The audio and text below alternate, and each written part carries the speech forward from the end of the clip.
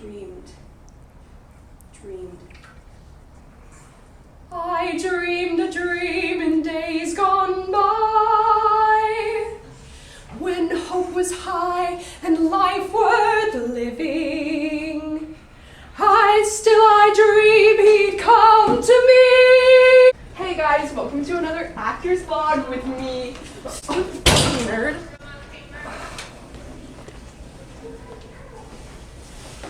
I learned to slam on the brake before I even turned the key, before I made the mistake, before I lead with the worst of me. Give them no reason to stare, no slipping up if you slip away. So I've got nothing to share, no, I've got nothing to say. Don't tell me not to live, just sit and putter. Can you Life's shut the fuck candy up? and the sun's a ball of butter. Don't bring around a cloud to rain on my parade.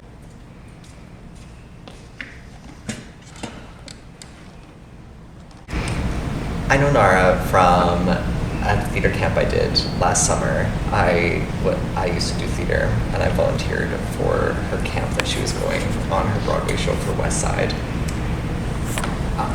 I do think that there is something going on with her and her theater.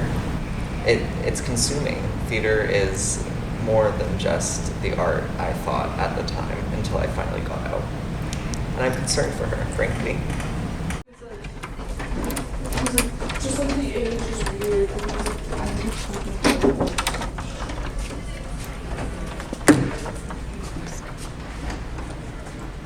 Maybe this time I'll be lucky.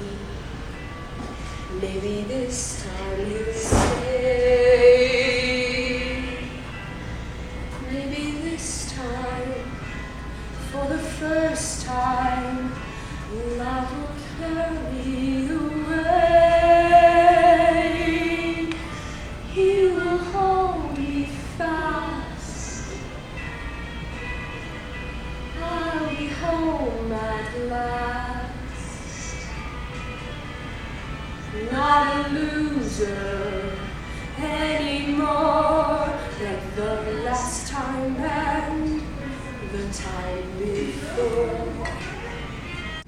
And when did you realize she had gone too far?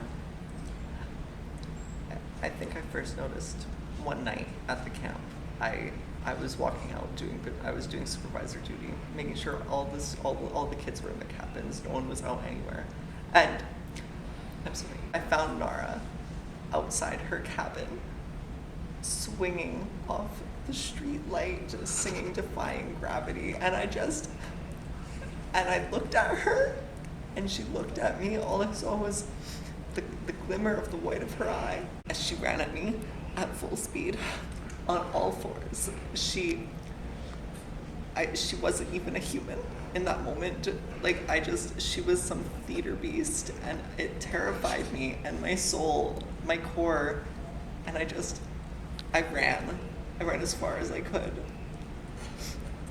And I locked myself in the janitor's closet, and I kept hearing howling and screaming outside and defying gravity, and it's just so much. Thank you for taking your time and sharing that story with us. We greatly appreciate it. I understand the strength it must have taken you to come on here today. Thank you. I want to thank you, first of all, for just being on my show in general and just letting us interview you and ask you a few questions. Yeah, no, really, it is. It's really nice to have you on. Yeah, I bet. But I just have to ask, I've noticed that maybe a few other people besides the people you work with to do these huge productions, they don't exactly seem to really get you, and you don't seem to really get them either. Would you maybe say the relationships outside of your theater group as a whole have maybe been affecting your social life? Well, I'd ask where this question comes from. I don't interact with muggles, so to speak. I only interact with those in the theater realm. And if someone outside of the theater realm is to interact with me, I will respond in character. I will respond as if I'm on the stage. I will respond with that same energy I bring to every performance. But my choice is never to interact with someone outside of the theater world. That's partially why you can see just by my posture, the way I'm sitting, I'm very uncomfortable right now interacting with you.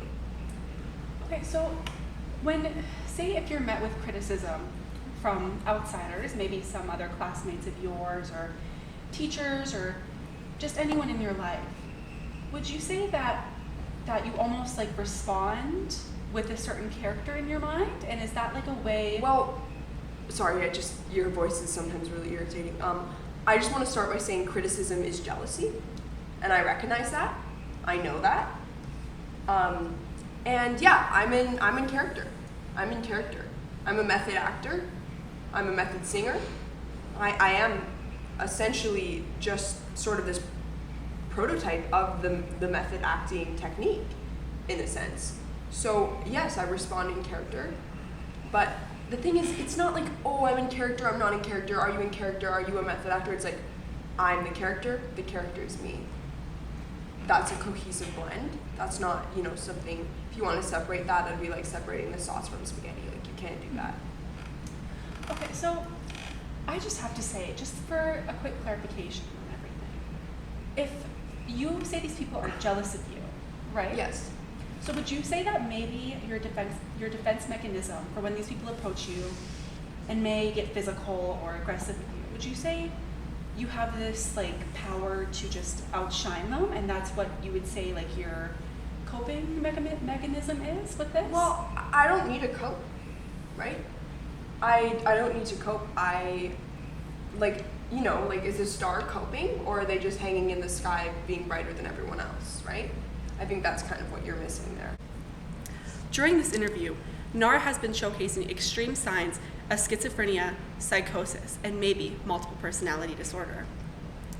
I am very concerned for her, but I don't think this approach is going to work. And I know you don't want to call them coping mechanisms, but just for simplicity, is it okay if I just refer to them as that? I mean, you can refer to me as whatever you like, but that doesn't make it true, so. Okay, well, I just think it's just like a huge concept, honestly, like this whole theater thing, and it's out there for sure, and I just wanted to know if maybe we could just take a look at you and just like the inside of your head and how you maybe get into these characters that you seem to be portraying 24/7. Yeah, so you want to know some of my method acting techniques I've used in the that past? would be great. So for example, I played Little Red Riding Hood in Into the Woods, a classic, I'm sure you know it. And essentially Red Riding Hood is, do you want me to explain the plot? Or No, that would be great, yeah. Oh, you don't know it, right? No, I'm sorry. That's really embarrassing. I hope that's okay. Sorry, I just had to take a moment because that's like really uncultured. But so basically in this musical, Red Riding Hood is being followed by the wolf, like the fairy tale, and he's this kind of predatory, almost sexually predatory sort of figure. And what I did was I went out to the smoke pit and I found like the most kind of vile-looking, predatory-looking boy I could find, and I actually hired him on my own dime to stalk me throughout my life before the show and just like whisper or yell or whatever, just like really perverted things in my ear so I could get into that character of Little Red Riding Hood and kind of what she's experiencing. Okay, that's really interesting that you would put yourself through something as traumatizing as that. I mean, it's not trauma, right? That's what I needed to do to have that character come to its full potential, and I'm willing to do anything for my character. Like I said, I'm a method actor through and through. It's trauma only happens to people that aren't actors. Actors can take anything because they can make anything a performance. That's almost powerful in a sense that you would think that way. That's just really interesting. Do you want like another example of when I kind of really, really went into that method acting? Yeah, and just to clarify, when you say you're method acting, would you say the character becomes you, or you become the character in there? I mean, you've asked this question several times, and I think that I've gone over it several times. And I don't know if you're trying to play like a stupid character. If you are, like, very well done. But basically, I become the character becomes me, cohesion, You can't separate it. It's like alpha and Glinda. You pull them apart as many times as you want, they're always going to come back together, and that's me and the character. Who's Alpha and Glinda? If you could clarify that real quick.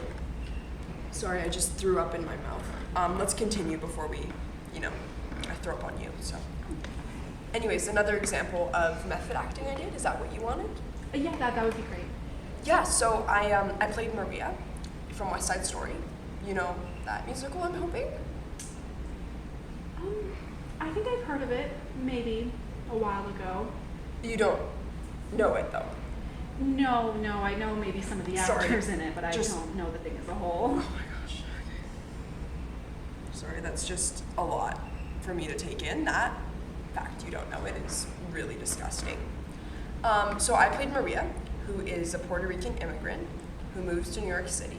And essentially the main premise of West Side Story is there's the Jets and there's like Puerto Ricans, and essentially I'm not Puerto Rican, so I had to really get into that character. So I actually befriended two young Latina boys and actually went on a trip to Mexico with them. So we had tacos, we had, as you can tell, I really perfected sort of that Latina accent. We had so many ethnic foods, ethnic experiences, and then I had so much nachos, burritos, everything. And then I actually, to really get into Puerto Rican culture and kind of take West Side Story, which is based in the 60s, to a modern day lens, I actually illegally immigrated back into this country as an illegal immigrant. And then I spent 10 days straight at the most insanely culturally specific place, Taco Bell. No, you need to cut that out. No, go. Enough. Hey Teen Vogue! This is Nara Lordman. This isn't Teen Vogue. Oh, Teen Vogue, this is Nara Lordman. I'm behind the scenes at my high school theater for when I win a Tony Award. I'm going to show you around. So first we have this beautiful shirt here. This was actually something that was gifted to us by Patti LuPone during her run of Funny Girl, and it's this most, luxurious silk, so beautiful. It's a little bit of a mess up here. Mr. Dickinson doesn't really know how to clean, clearly, or doesn't know how to cast either, considering he didn't get the lead last year, but that's neither here nor there. This gorgeous dress, I actually wore this dress when I played Cinderella in Roger and Hammerstein's Cinderella, which we did 2 years ago. I was only a sophomore then. This hideous thing was worn by this girl. Her name is Stephanie. She still pushes me around in the halls, and I don't even know how she got a part. Sounds like a croaking duck when she sings, but so it goes. Now, this garment here, this one's really quite special because this is actually from a production of West Side Story, and it was actually Maria who wore this, but I remember telling the costume department, this does not match Maria. This does not scream Maria. And they didn't listen to me, and she wore that, and then there was quite a few comments from people who might have been myself. Now, this is a medieval one. This is when we did some Shakespeare. I believe I was Lady Macbeth. This is the dress I wore when I perished. So you can see here, there was a lot of backstage shenanigans on that one. This dress, yeah, I remember that one. Oh, this one was from Into the Woods when I played Little Red Riding Hood. And we actually had our drama teacher play the wolf, which was interesting to say the least. I definitely, that dress. And then this was my cape from when I played Little Red Riding Hood. So that's kind of a little glimpse of the backstage. We have a bunch of the boys vests and stuff over here from Grease and West Side Story and all of them. But yeah, that's kind of my backstage tour. Thank you so much, Teen Vogue. If you need me, you can contact me below, and you can speak to my agents and managers. Thank you. Okay, that's enough. Somewhere over the rainbow, way up high, there's a land that I heard of once. What are you doing? What is this? Teen Vogue? Yeah. Oh my seriously, Teen Vogue. You have to let me get in costume first. Let me get my voice warmed up first. This is not okay to do to a performer, do you understand? Thank you. I'll be ready, I'll be on set in 10. Thank you. I think she has anger issues. The artistic side of theater, because the acting, the singing isn't working. I mean, there's not a lot to work with here, but we'll try our best. So let's pretend, let's see what character you can play. I mean, like I said, the hyena from The Lion King is perfect for you, so why don't we try on some of this stuff. I'm gonna pass you this, and I'm gonna see how that looks, see if you can get into character. Okay. So just put that on, and then we gotta find something to hide the sort of dead smelling shirt. Oh, I wouldn't say it's very dead smelling. I mean, I don't know if you've ever smelled dead before. Were you ever in the Frankenstein original show that happened on stage? I think most of them perform Frankenstein. I think they read it. Oh, you would read it. If you can read, I'm not sure if that's your capacity. I can read. But we performed it, actually, and we went to the cemetery right when they were putting in dead bodies, and we just put our heads right down on the chest of those dead bodies and just immersed ourselves in that scent so we could get into that character. So you intruded on a funeral. No, this was all within consent of the dead person. So.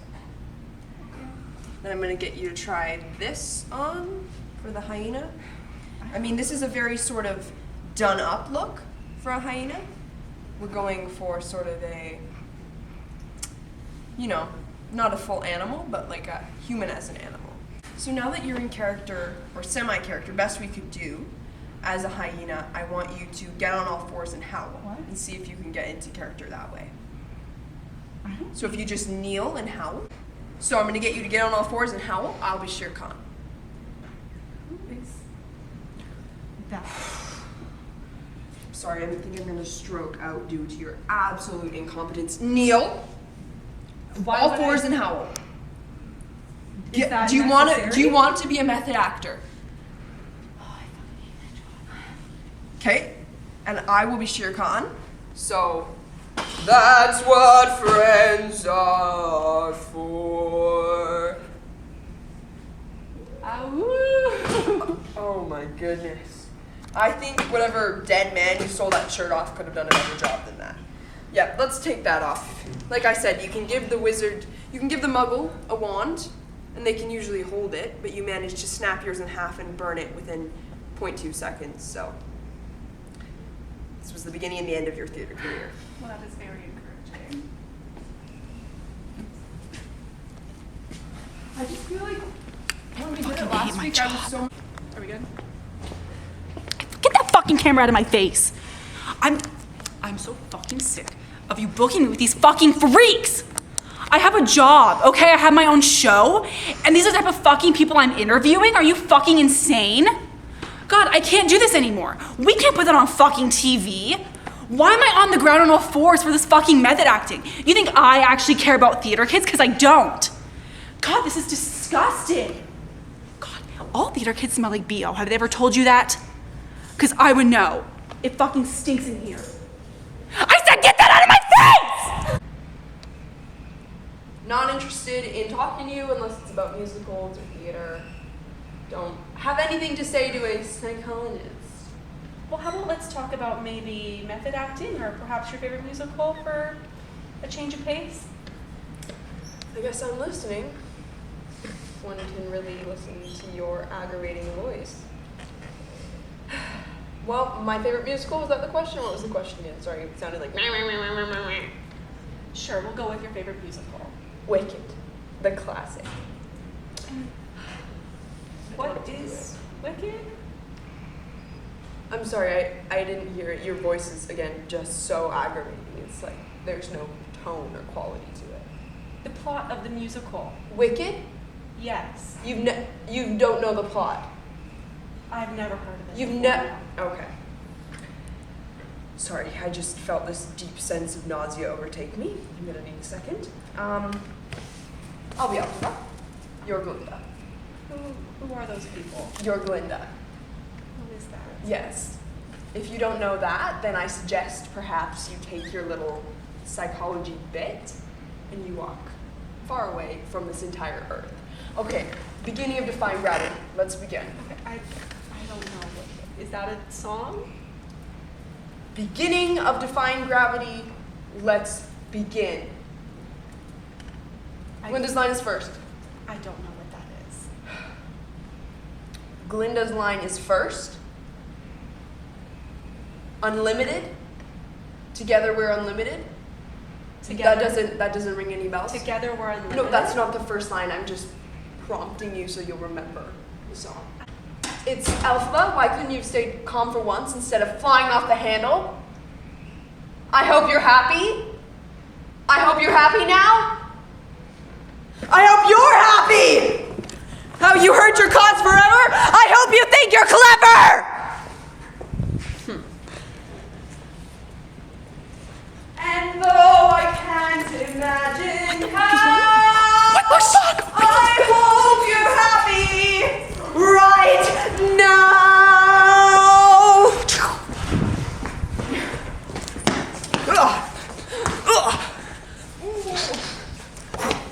Something has changed within me. Something is not the same. Where is that psychologist? I don't want to know her name. Too long I've been afraid of losing things I guess I lost. Well, if that's love, it comes at much too high a cost. I'd sooner buy defying gravity. Kiss me goodbye, defying gravity. And soon I'll match them in renown.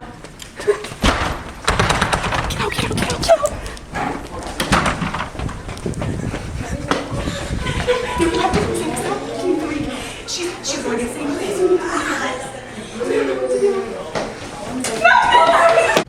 This has gone too far. Tea.